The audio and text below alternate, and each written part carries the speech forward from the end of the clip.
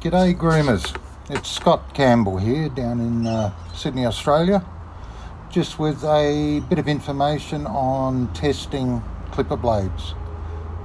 You've all seen all our tips and tricks on repairing and servicing, but a couple of people have asked me and said, how do you test them? I know a lot of guys use a special type of test string. Other guys use animal hair, various types, whether it's wool or rabbit or kangaroo or whatever they happen to prefer.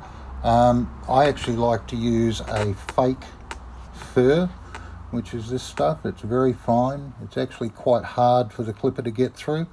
Once a clipper blade goes through this smoothly, I'm confident it'll go through dog hair. So I just wanted to show you that once you finish, or a sharpener finishes clipper blades, this is how I personally test them. Now, I'm not saying this is the only way, I'm not necessarily saying it's the best way, but it's the way that works for me and my customers like it. So just testing the first blade, going through nicely there.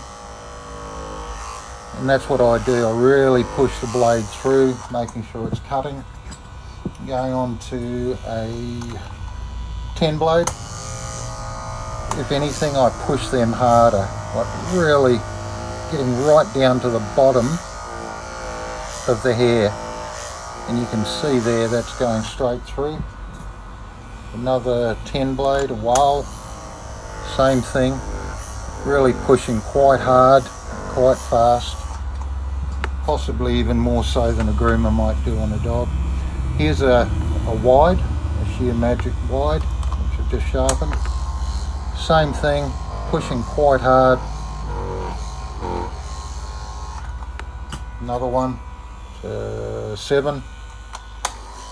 As you can probably guess, I go through quite a lot of this stuff, but it's not expensive and it is a great way of testing the blades. Works for me. It's easy to clean up afterwards. As I said, it's cheap. I know that way. I do it with every blade. I know that way that when they go back to the groomer, they're as sharp as I can possibly make them. Plus it gives me a chance to check the tension on the blades, make sure the hinges are good, the saddles are good.